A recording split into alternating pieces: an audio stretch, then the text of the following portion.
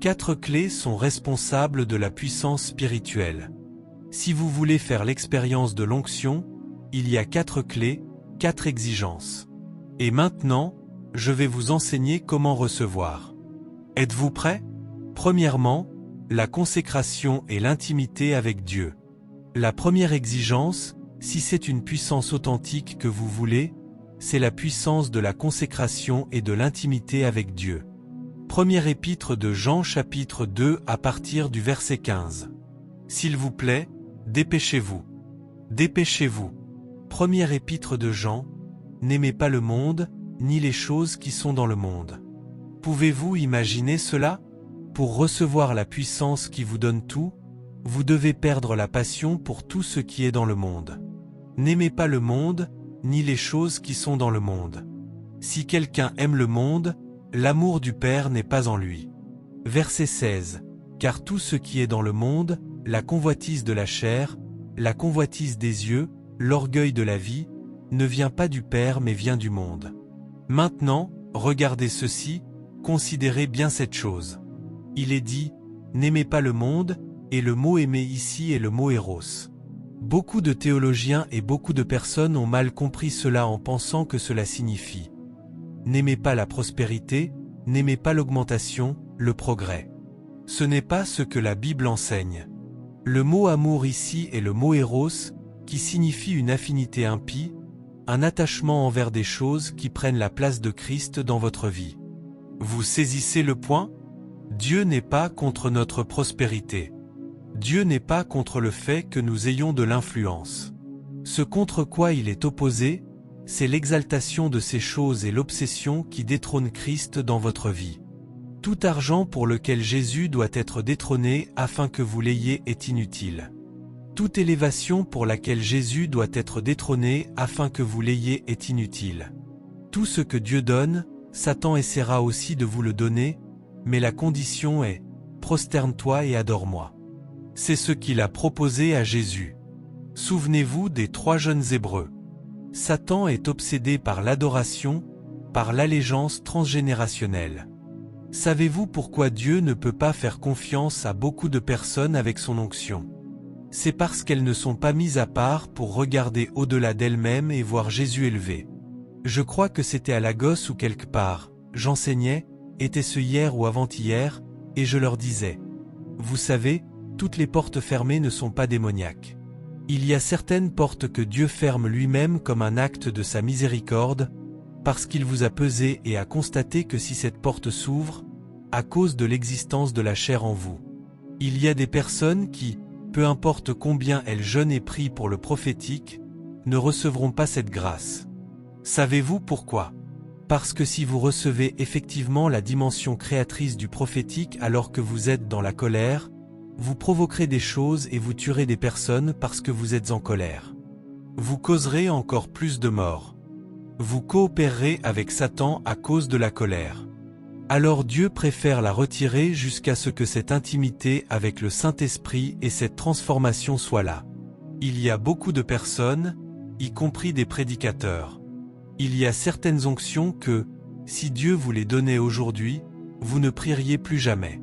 Pourquoi prier quand des gens voyageront depuis plusieurs nations et paieront tout pour venir rencontrer le grand homme de Dieu, l'apôtre Joshua Selman? De quoi auriez-vous encore besoin de la prière? Quand vous êtes prêts, envoyez la suite du texte et je continue avec la partie 2. De quoi auriez-vous encore besoin de jeûner? Puis-je vous dire ceci? Si c'est l'onction que vous voulez recevoir, elle vaut plus que votre argent. Vous pouvez déposer votre semence et Dieu dit, absurdité, prends ton argent et va-t'en. C'est ton cœur que je cherche. La prière et le jeûne sont importants. Mais laissez-moi vous dire ceci, avant que votre prière et votre jeûne aient du sens et de la valeur dans le monde spirituel, la condition de votre cœur doit être juste, le désir et la soif profonde de voir Jésus révélé et glorifié dans votre vie. Vous savez que vous m'entendez toujours donner cet exemple. Imaginez que Dieu ouvre vos yeux au prophétique, et qu'il y ait des millionnaires ou des milliardaires. Les milliardaires sont partout dans votre église ou dans votre ministère. Littéralement, vous pouvez les regarder et Dieu ouvre vos yeux et vous voyez ce qu'ils ont sur leur compte. Vous avez déjà acheté du sable pour construire votre maison et vous êtes limité. Il n'y a pas d'argent. Vous avez tout calculé. Votre ingénieur vous a dit que 300 millions bâtiront pour vous une structure solide. Et les gens vous font confiance. C'est à ce moment-là que vous saurez si vous êtes réellement sauvé ou non, parce qu'une parole prophétique spectaculaire suffit, et quand des êtres humains vous font confiance, ils deviennent sincèrement vulnérables face à vous. Vous pouvez dire à quelqu'un « Écoute, tu as 1,250 milliard. » Ah oui, c'est vrai. Ou bien dire « Je ne toucherai pas au milliard, mais cette autre part, donne-la à César. » Vous savez, on peut tordre n'importe quoi. Et ce n'est pas parce que vous parlez et que la personne tombe pendant que vous parlez que c'est Dieu qui est derrière cela. Vous voyez, je vous ai dit que l'onction peut être mal utilisée. Il y a un niveau de charisme que l'onction apporte. Il y a une aura, il y a un parfum. Cela peut tout attirer vers vous. C'est pour cette raison que les gens doivent être morts à eux-mêmes. Est-ce que nous sommes ensemble ? Consécration et intimité. Proverbe 23, verset 26. Cela est devenu un refrain dans ma vie, et je prie pour que quelqu'un reçoive enfin cette révélation. S'il vous plaît, regardez. Mon fils, donne-moi ton cœur. Beaucoup de gens donnent des offrandes à Dieu. Beaucoup de gens donnent à Dieu la chair, la tribune. Dieu ne veut pas de ta chair. Il ne cherche pas ton offrande, ta dîme. Toutes ces choses sont secondaires. Laisse-moi te dire sincèrement. Si tu veux la puissance avec Dieu, Koinonia, écoute-moi, ce que Dieu veut, c'est ton cœur. Je peux te le dire par l'autorité de l'Écriture, par le privilège d'avoir appris des pères et par ma propre expérience. Si tu es véritablement loin de Dieu, il y a presque une adoration de type divin que les gens peuvent manifester autour de toi à cause de la manifestation qui dépasse tout de l'excellence de Dieu dans ta vie. Même toi, parfois, tu te regarderas et tu diras « Mon Dieu, qui suis-je » Je sais ce que l'onction peut faire, crois-moi. Et si tu n'es pas brisé devant Dieu, et spécialement dans notre génération de ministres, une petite grâce ici, une petite onction là, et c'est tout. On voit des gens se comporter n'importe comment avec l'onction, un petit prophétique, un petit apostolique, et toutes sortes de choses. Et Dieu retire simplement ce qu'il veut encore davantage te donner. Parce que lorsqu'il te met à l'épreuve avec cela, tu es grossier, tu es sans loi, tu es indiscipliné, tu es rebelle, tu n'as aucun respect pour l'autorité. Dieu dit, non. Ce petit peu que nous avons donné à ce type, laissons-le comme ça. Si nous multiplions cette onction, tu guériras tout le monde. Cela veut dire que les gens commenceront à se mettre à genoux, à lécher ta chaussure, à t'adorer, à t'appeler roi des rois, puis ils recevront la guérison et repartiront. Quelqu'un d'autre fera ce genre de choses. Allez lire les histoires de personnes, je ne suis pas sarcastique, qui n'ont pas laissé Dieu travailler sur leur cœur. Prédicateurs, permettez-moi de vous encourager, collaborateurs dans l'Évangile. Soyons prudents dans la manière dont nous impartissons des grâces aux gens. Ce n'est pas parce que les gens sont engagés et que leur cœur est ouvert que cela signifie qu'ils sont prêts. Laissez Dieu les examiner afin que vous n'ayez pas des personnes qui deviendront une source de perte pour vous et pour les autres. L'histoire nous a enseigné une leçon, oindre des personnes non préparées conduit toujours à des dégâts. Nous sommes tous des étudiants dans l'école de l'esprit. Ne me comprenez pas mal. C'est comme prendre ta voiture et la donner à ton enfant de 12 ou 13 ans. La manière dont les enfants sont brillants aujourd'hui, l'un d'eux peut même conduire les yeux fermés. Les enfants ont maîtrisé l'art de surprendre tout le monde. Mais il y a de très fortes chances que cet enfant soit le seul parmi ses contemporains à avoir une voiture. Et ce sera l'orgueil, pas l'incompétence, qui tuera cet enfant. Sais-tu ce que cela signifie de porter une grâce qui te donne accès aux destinées, à la loyauté, aux finances des gens? C'était notre Père dans le Seigneur, Baba Ado, qui avait fait une déclaration un jour, et il a dit que par la grâce de Dieu, s'il a besoin d'une chemise aujourd'hui, par le privilège de l'influence que Dieu lui a donnée, il peut faire une déclaration et dire « Frère, j'ai besoin d'une chemise. » Et il a dit « littéralement sans exagération, que sa taille peut disparaître du marché parce que tout le monde voudra donner. Sais-tu ce que cela signifie d'avoir ce niveau d'influence? Ne me dis pas que tu iras bien. Voyez-vous maintenant pourquoi Dieu travaille sur nos cœurs?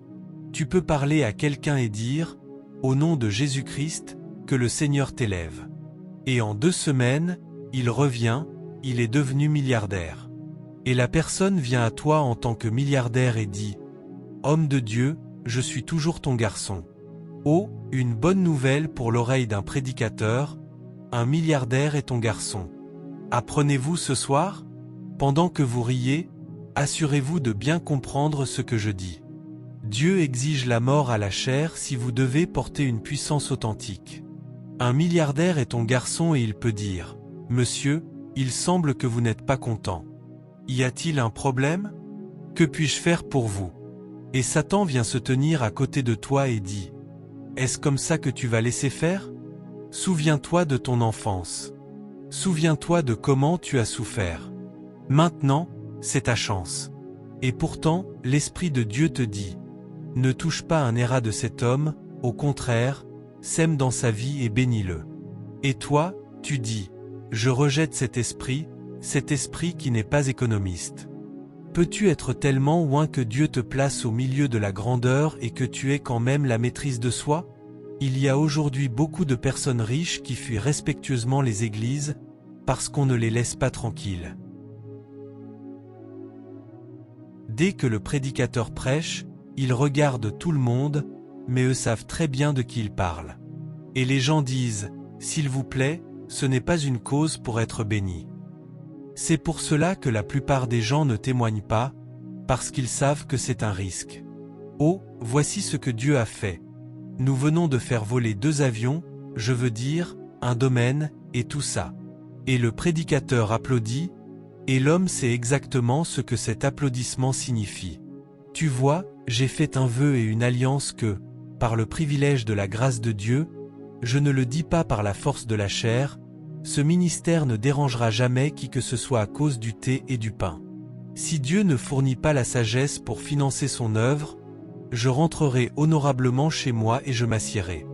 Il vaut mieux s'asseoir et ne pas faire de ministère, mais garder son intégrité. Sommes-nous ensemble maintenant? Consécration et intimité avec Dieu. Numéro 2. Quelle est la deuxième clé qui gouverne la manifestation de l'onction dans ta vie? L'honneur envers la parole de Dieu. Si tu ne vis pas selon les principes du royaume, l'honneur envers la parole de Dieu, si tu ne vis pas selon les principes du royaume, tu n'accéderas jamais à l'onction. S'il vous plaît, écrivez-le très rapidement, l'honneur envers la parole de Dieu. Dans Proverbe 23 verset 22, la partie B de ce que nous venons de lire, il est dit, « Mon fils, donne-moi ton cœur. » Proverbe 23 verset 26 dit, « Et que tes oreilles, que tes yeux observent mes voies. » Jean chapitre 1 verset 3 dit, « Toutes choses ont été faites par la parole, et sans elle rien de ce qui a été fait n'a été fait. » Sommes-nous ensemble? Même la puissance de Dieu se cache dans sa parole. Habacuc chapitre 3, c'est devenu un refrain ici aussi. Habacuc chapitre 3, nous commencerons au verset 3 et 4. Dieu vient de Théman, et le sein de la montagne de Paran. Sa gloire couvrait les cieux, et la terre était remplie de sa louange. Verset 4, j'aurais aimé que nous ayons la version amplifiée du verset 4, mais ce n'est pas grave. Il est dit, sa splendeur était comme la lumière, des rayons jaillissaient de sa main, et là, dans cette splendeur semblable au soleil, se trouvait la cachette de sa puissance. Il y a une relation entre la parole de Dieu et la puissance de Dieu. La deuxième clé est l'honneur envers la parole de Dieu. Je vous soumets que j'ai un problème avec les personnes qui manifestent de la puissance et chez qui je ne vois pas l'honneur pour la parole de Dieu et les principes du royaume. Si tu manifestes de la puissance et que tu n'as pas d'honneur pour la parole de Dieu, tu mérites d'être suspecté. Sommes-nous ensemble? C'est comme voir quelqu'un avec un enfant alors que tu n'as jamais vu de grossesse. Sommes-nous ensemble? Ton ventre était plat comme le mien, et soudainement tu traînes un enfant. Non, nous avons le droit de demander, à qui est cet enfant? Ce n'est pas peut-être une mère porteuse ou autre chose. Tu dis, c'est mon enfant, j'étais enceinte. Nous devons examiner ce genre de grossesse. C'est ainsi qu'il en est de la parole et des miracles dans le surnaturel. Si vous n'avez pas d'honneur pour la parole de Dieu, si nous regardons votre vie et que nous ne voyons pas que vous comprenez la parole de Dieu, croyez-moi, ne blâmez pas les gens s'ils soupçonnent les manifestations qui passent par votre vie. La parole de Dieu donne de la crédibilité aux manifestations de sa puissance dans votre vie. Sommes-nous ensemble? Numéro 3. Quelle est la troisième clé qui gouverne la puissance spirituelle? La prière avec le jeûne. Pour moi, ce n'est pas seulement la prière et le jeûne, c'est la prière avec le jeûne. L'accent est sur la prière, le jeûne est un accélérateur. La prière avec le jeûne. Luc chapitre 4. Très rapidement, nous allons regarder les versets 1 et 2, puis nous irons aux versets 14 et 15. Luc chapitre 4 versets 1 et 2. La Bible parle de Jésus étant rempli du Saint-Esprit. Il était donc rempli du Saint-Esprit, il revint du Jourdain et il fut conduit par l'Esprit dans le désert. Verset 2, il est dit qu'il fut tenté par le diable pendant 40 jours, et la Bible dit qu'en ces jours-là, il ne mangea rien, et quand ils furent accomplis, il eut faim. Passons, pour gagner du temps, au verset 14. Vous connaissez sa tentation, les 3 tentations et tout cela. Et la Bible dit que Jésus retourna en Galilée dans la puissance de l'Esprit, et sa renommée se répandit dans toutes les régions d'alentour. Verset 15 dit qu'il enseignait dans leur synagogue, étant glorifié par tous. Si vous voulez marcher dans une puissance spirituelle authentique, le facilitateur de l'onction est la prière avec le jeûne. Il n'y a personne que je connaisse qui commande véritablement le surnaturel sans être un étudiant de la prière avec le jeûne. Il existe de mauvais jeûnes. Il existe des prières religieuses et des jeûnes qui ne portent aucune puissance, ce n'est qu'une démonstration de religiosité sans aucune force, c'est juste pour des bénéfices de santé. Mais il y a le jeûne que Dieu a ordonné, et puis, selon Jacques chapitre 5, la prière fervente et efficace du juste a une grande efficacité, elle a une dynamique de puissance extraordinaire dans son action. La version amplifiée dit, notez pour référence Jacques chapitre 5 versets 13 à 18. Sommes-nous ensemble? Maintenant, la dernière clé. Êtes-vous prêts? La dernière clé est l'impartation. L'impartation. Si vous voulez accéder à la puissance spirituelle, si vous voulez accéder à l'onction, vous avez besoin de l'impartation. Qu'est-ce que l'impartation? C'est un système de transfert de possibilités spirituelles. L'impartation est un moyen de transférer la puissance de Dieu, de transférer en vous les possibilités qui sont en Christ par le Saint-Esprit. Maintenant, c'est ici que je veux que vous fassiez très attention, parce que nous arrivons à la fin. Commander le surnaturel, partie 2, nous examinons la dynamique de l'onction, la nécessité de l'onction. Il y a 2 plateformes principales pour l'impartation, et je veux que vous appreniez cela maintenant. Il y a 2 plateformes principales pour l'impartation. Numéro 1, vous pouvez recevoir une impartation directement de Dieu. L'impartation directement de Dieu. Un exemple que nous voyons de cela se trouve dans Premier Livre des Rois chapitre 3, lorsque nous commençons notre lecture à partir du verset 3. Premier Livre des Rois chapitre 3 versets 3 à 13, notez-le pour référence s'il vous plaît. C'était une rencontre que Salomon a eue avec Dieu. Il a reçu directement de Dieu l'impartation de la grâce et de l'onction pour l'intelligence et la sagesse. Salomon aimait l'Éternel, marchant dans les statuts de David, son père. Seulement, il offrait des sacrifices et brûlait des parfums sur les hauts lieux. Le roi alla à Gabaon pour y sacrifier, et il offrit des sacrifices sur l'autel. Verset 5, la Bible dit que Dieu vint à Salomon. L'Éternel apparut à Salomon en songe pendant la nuit, et Dieu dit, « Demande ce que je te donnerai. » Et Salomon dit, « Tu as montré à ton serviteur David, mon père, une grande miséricorde, selon qu'il marchait devant toi dans la vérité, dans la justice et dans la droiture de cœur avec toi, et tu lui as conservé cette grande bonté. Tu lui as donné un fils pour s'asseoir sur son trône comme aujourd'hui. Quelle belle introduction! Et maintenant, ô Éternel mon Dieu, tu as établi ton serviteur roi à la place de David, mon père, et je ne suis qu'un petit enfant, je ne sais pas sortir ni entrer. Et ton serviteur est au milieu de ton peuple que tu as choisi, un peuple nombreux qu'on ne peut ni compter ni dénombrer à cause de sa multitude. Donne donc à ton serviteur un cœur intelligent pour juger ton peuple, afin que je puisse discerner le bien du mal, car qui est capable de juger ce grand peuple qui est le tien? Chaque praticien du droit devrait prier cette prière. L'intelligence est un secret pour exceller dans la pratique juridique. Cet homme prie en disant: j'ai besoin de juger des personnes, j'ai besoin de la grâce de ta part, parce que ces personnes sont grandes, les complexités autour de leur vie sont grandes, j'ai besoin d'une onction qui dépasse simplement mes compétences techniques. La Bible dit: cette demande plut au Seigneur, que Salomon ait demandé cette chose. Presque à la fin. Et Dieu lui dit: parce que tu as demandé cela et que tu n'as pas demandé pour toi une longue vie.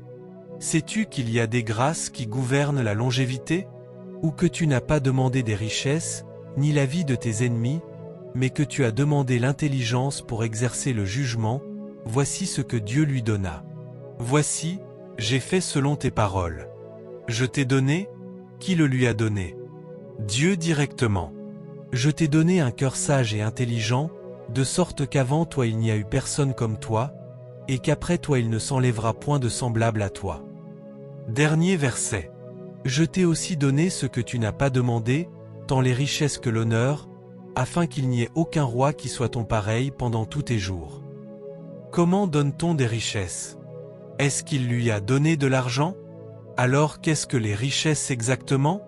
Dieu est en train de dire: je te donne quelque chose maintenant, je te donne des richesses, je te donne de l'honneur, de sorte qu'il n'y aura aucun roi comme toi tous les jours de ta vie. Salomon se réveilla le matin, et il y eut une manifestation surnaturelle de sagesse. Avec la sagesse sont venues la richesse et toutes les autres choses. Vous pouvez recevoir directement de Dieu. Numéro 2, quelle est la deuxième plateforme pour recevoir l'impartation?